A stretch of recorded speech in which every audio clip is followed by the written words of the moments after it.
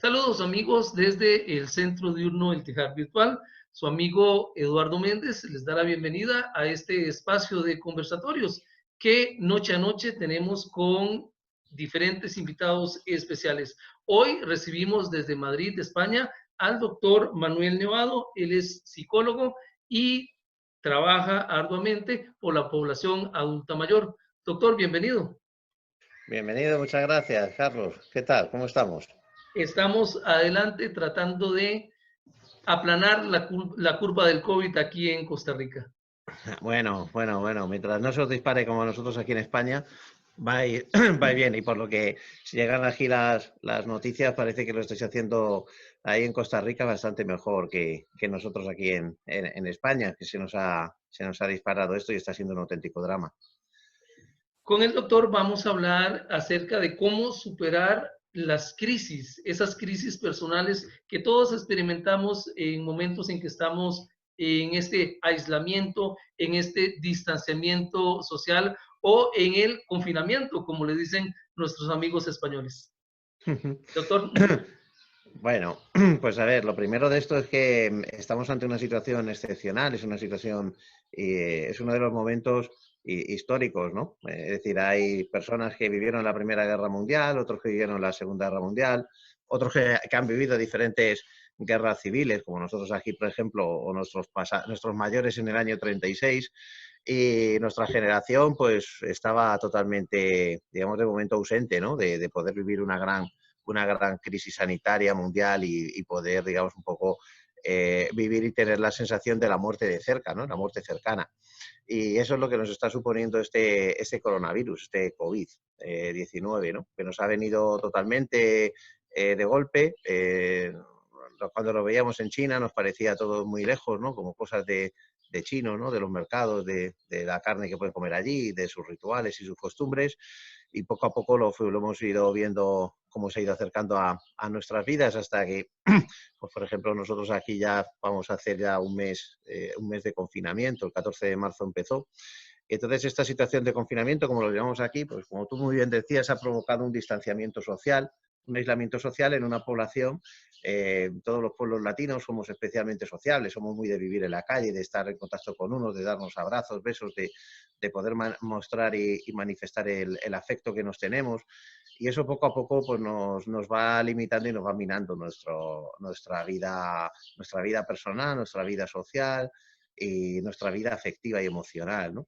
Este coronavirus y todas las medidas que se han ido poniendo en marcha, lo que ha demostrado es que, sobre todo en aquellas personas que ya tenían una cierta vulnerabilidad, ¿no? Cierta vulnerabilidad a aspectos como la soledad, la depresión, los estados afectivos, los trastornos de ansiedad, pues que ahora con estas medidas se nos están disparando, ¿no? Y entonces pues tenemos que tomar pues una serie de precauciones, una serie de hábitos o de consejos para poder afrontarlo, ¿no? Y buscar un poco en el interior de cada uno de nosotros esas fortalezas personales que quizás pudiéramos tener dormidas, pero que todos los seres humanos tenemos, todos tenemos fortalezas personales, a veces las podemos tener dormidas, a veces quizás no nos demos cuenta de que están ahí, y precisamente es en estos momentos de crisis en los que tenemos que sacarlas a flote y que nos ayude esta situación a poder crecer interiormente, ¿no?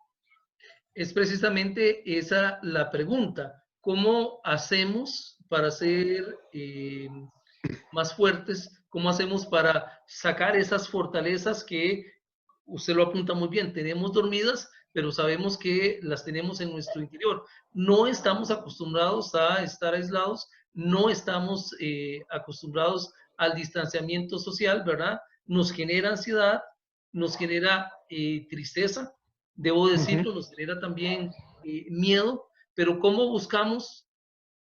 Ahí existen algunas técnicas para traer a flote esas fortalezas y sentirnos cada vez más seguros en este ambiente tan lleno de incertidumbre como lo es la situación del COVID-19. Uh-huh. Sí, pues la verdad es que esta situación nos está haciendo, como te comentaba, mucho daño, ¿no? Entonces, nosotros, uno de los consejos que yo puedo dar es que lo vivamos como un duelo, porque en cierto modo estamos en un proceso de duelo, ¿no? Y en los duelos, como decía un autor que se llama William Worden, que es el padre y maestro de la psicoterapia integrativa, nos decía que tenemos que cumplir 4 tareas, ¿no? Y esas 4 tareas precisamente son las que yo recomiendo que podamos hacer para poder adaptarnos a esta situación de duelo que estamos viviendo, ¿no? La primera de ellas es la de adaptarnos a la realidad que estamos viviendo, ¿no? Es decir, esa adaptación a la nueva realidad. La adaptación que nos va a llevar, nos tiene que llevar obligatoriamente a comprender la realidad, ¿no? Y a comprender que de nuestro comportamiento individual influye en el comportamiento colectivo. Y que entonces, cómo yo sea capaz de poder cumplir cumplir las normas, ¿no? De poder cumplir las normas sociales, de poder cumplir el respeto en el distanciamiento social, de que yo asuma que es imprescindible que para poder colaborar socialmente a esta elaboración del duelo colectivo me tenga que quedar en casa, que tenga que procurar salir lo menos posible a la calle, porque de esta manera pues, podremos estar más seguros, por un lado yo y por otro lado todo mi entorno, ¿no? Que seamos capaces de poder comprender que aunque no presente ninguna sintomatología, puedo ser un propagador del virus un propagador del virus en potencia. Y entonces esa sería una primera parte, ¿no? El poder aprender y comprender que esta situación pues, va a estar así durante un determinado tiempo. Una segunda tarea que yo recomiendo también, y que iría también en línea con este modelo que te comentaba de William Worden, sería el poder expresar los sentimientos y abrirnos al dolor, ¿no? Es decir, a partir de ahí, ¿qué es lo que podemos recomendar? Bueno, pues intentar analizar cómo me siento, ¿no? ¿Qué emociones son las que se me están moviendo por dentro? Si los momentos en los que esté alegre, en los que estoy triste, en los que tengo miedo, en los que me siento inseguro, en los que tengo ansiedad, en los que tengo que, digamos, un poco retener la primera acción que me sale de dentro, ¿no? La impotencia que nos puede llegar a gestionar, a llevar todo esto, la incertidumbre, ¿no? Que es una emoción también muy dura en los momentos de comunicación de malas noticias, ¿no? Había por ahí varios autores que decían que lo que peor lleva al ser humano es la incertidumbre, no que una noticia sea buena o mala, sino la incertidumbre, que es ese periodo de tiempo que pasa hasta que tengo una respuesta verdadera a lo que me ocurre, ¿no? Y esa incertidumbre que puede venir dada pues, por mi soledad, por mi situación de confinamiento, por la situación también de seres queridos a los que no puedo ver, ¿no? Esas costumbres, esos hábitos en los que los domingos voy a casa de mi madre, de mi padre, en los que voy y doy un abrazo al vecino, en los que se me muere un ser querido y participo del ritual y doy los pésames y participo, digamos, un poco de todos esos rituales que para nosotros desde la tradición judeocristiana son de vital importancia. Entonces tengo que aprender a abrirme a ese dolor. ¿Bien? Y es cierto que puedo tener un distanciamiento social, físico, ¿vale? Esto es otro punto muy importante. Cuando se habla de distanciamiento social, quizás no sea la palabra adecuada. Es un distanciamiento físico, porque distanciamiento social no sería la palabra, porque para que haya un distanciamiento social nos tendrían que prohibir hablar unos a otros o preocuparnos unos a otros. Y nosotros desde la distancia podemos estar cerca de las personas que queremos y apreciamos, ¿no? Es decir, prueba es esta conversación, ¿no? Del aprecio que nos tenemos contigo y como ya sabes con los vínculos que tengo ahí con Costa Rica y que siempre, pues tanto los amigos de Costa Rica como los amigos de aquí de España, pues nos estamos llamando constantemente por videollamadas, por Skype, por cualquier medio de comunicación para poder ver que está todo bien y poder sentir, digamos, un poco ese abrazo desde la distancia, ¿no? Porque si algo tiene bueno ahora mismo estas nuevas tecnologías es precisamente eso, ¿no? Que nos pueden confinar con un distanciamiento físico, pero no con un distanciamiento social o emocional, porque eso lo llevamos nosotros dentro y a través de esas aplicaciones de Zoom, de Skype, de Hangouts, de todas las que sean, pues podemos estar cerca de nuestros seres queridos, ¿no? Entonces, abrirnos a ese dolor. También hay personas que quizás no tengan a nadie, ni siquiera con quien hablar, pero seguramente que hay voluntarios, que hay personas cercanas, que hay psicólogos que puedes coger, hacer una llamada y poder tener, digamos, un poco esa vía de escape desde lo emocional, ¿no? Habría un tercer paso, que es la adaptación a la adaptación a la nueva realidad, ¿no? Es decir, es plantearme qué cosas hacía yo antes y qué cosas ahora ya no puedo hacer y cómo relleno esos huecos, ¿no? Es decir, puede que antes una persona, cualquiera de los que estuviéramos aquí, le gustara hacer deporte, salir, pasear, caminar, andar, o como con las personas mayores de vuestro centro, ¿no? El poder ir allí y compartir sus horas haciendo sus actividades, su ejercicio, su gimnasia y las diferentes actividades terapéuticas que tenéis allí. Esa parte durante 30 o 40 días va a quedar aplazada.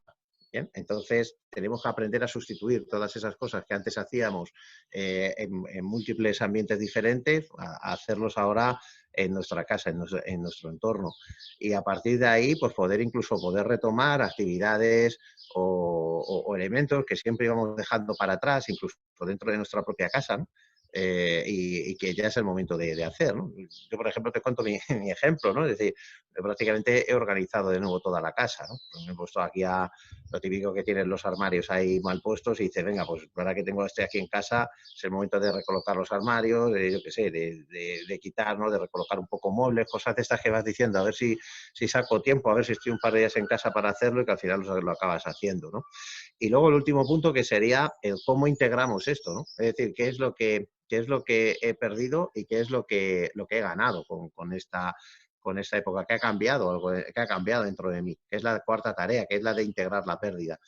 Y aquí, si algo tiene esta pandemia a nivel mundial, es que la sociedad que entró en la pandemia no va a ser la misma que la que salga de la pandemia, ¿vale? Es decir, y lo estamos viendo, vamos a crecer, vamos a encontrar gente que a lo mejor creíamos que nos debería de haber dado más apoyo y que no ha estado, gente que a lo mejor esperábamos poco de ellos porque teníamos un conocimiento un poquito más vago, más trivial, y que a lo mejor en estos momentos están siendo un elemento de apoyo importante para nosotros.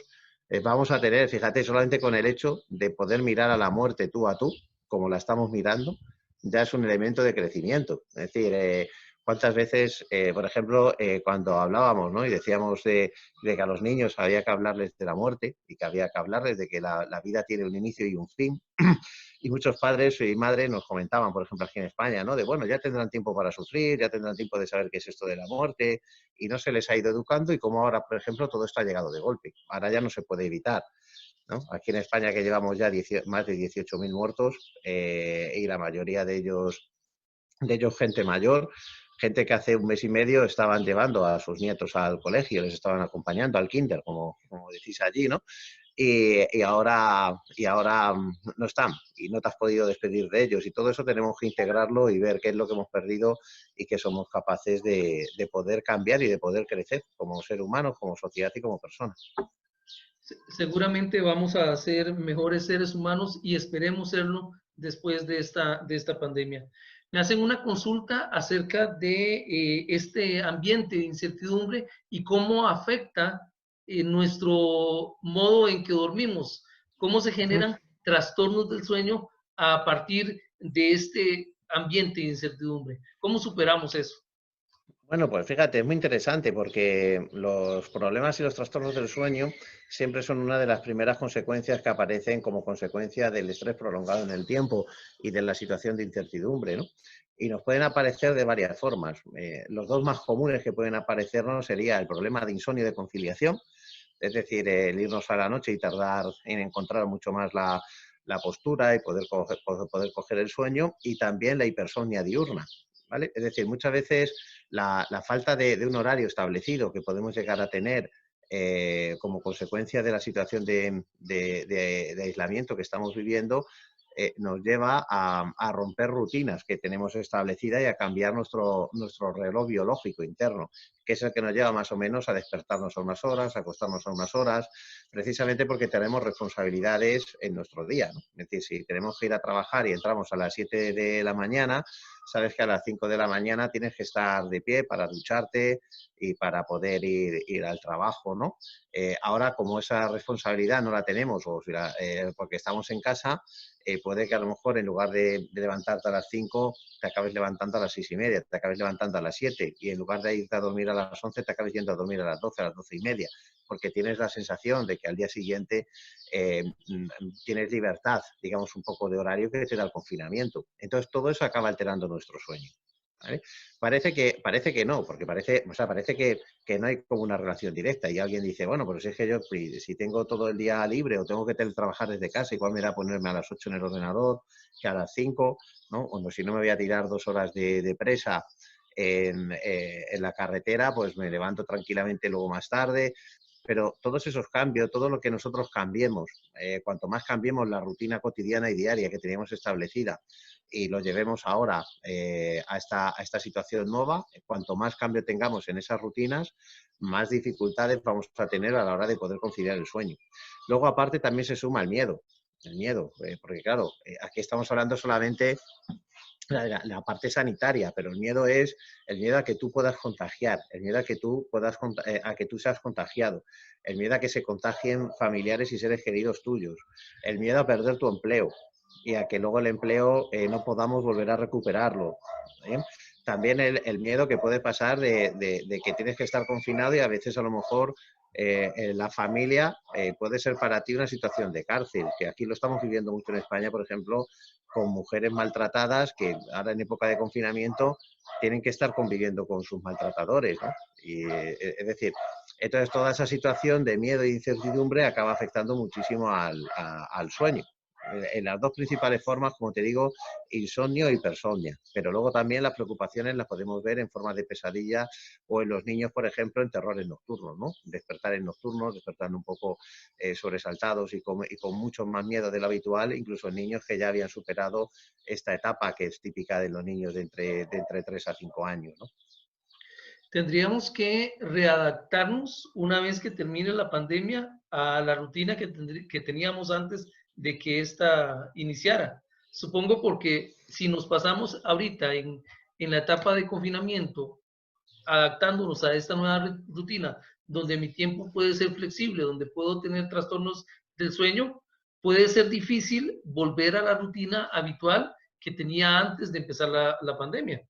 Exacto, por eso lo que es uno de los consejos que se suelen dar, que solemos dar muchísimo, ¿no? Bueno, los psicólogos y prácticamente cualquier otro profesional de la salud que esté metido, que trate de dar un poco de asesorar a personas en esta situación de coronavirus, es que intentemos que nuestros horarios y nuestros hábitos sean lo más parecido posibles a cuando estábamos trabajando, ¿no? A cuando estábamos en nuestro propio día a día cotidiano, porque si no, luego la vuelta va a ser mucho más dura, ¿no? Es decir, si yo estoy acostumbrado ahora, si yo siempre me levanto, que te decía, a las 5:30 de la mañana y ahora digo, bueno, pues hasta las 7:30, a las 8 no hace falta que me ponga a conectarme al ordenador si estoy teletrabajando y demás, pues al final va a hacer que nos va a costar muchísimo más poder adaptarnos a esa situación. Entonces, dentro de lo posible y dentro de la dificultad, pues está el que podamos llegar esa serie de hábitos, ¿no? Es decir, que es un poco lo que comentábamos antes de entrar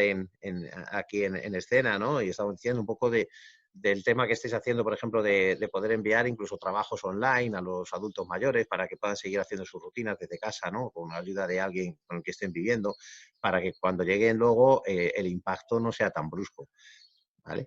Es decir, hace poco, fíjate, el otro día una anécdota, ¿no? Hablando con mi jefe de carrera de la universidad, ¿no? Le comentábamos ahí en un claustro virtual que tuvimos entre los profes, ¿no? Para ver cómo iban los alumnos y cómo nos estamos adaptando a la modalidad online de formación. Y le comentábamos al director de carrera, a Juan Carlos, le decíamos, joder, decíamos, al final, ¿cómo nos acostumbremos a dar clases online? Se va a levantar a las 5 de la mañana para ir a la universidad a dar clases 2 horas antes, quien yo te diga, ¿no? Y le decíamos, pues claro, con lo gusto que se estaba también dando clases a las 8 de la mañana y que te levantas a las 7:15, te pegas una duchita, te tomas un cafelito y te sientas en tu despacho a dar las 2 horitas de charla, dices, luego levántate tú 2 horas más antes para tener que hacerte el transporte, ¿no? Que aquí en Madrid es tipo San José para llegar a cualquier lado. Y que dices, al final, como te acostumbres, por eso es importante más o menos mantener una misma rutina. Fíjate que hasta de ocio, hasta los fines de semana.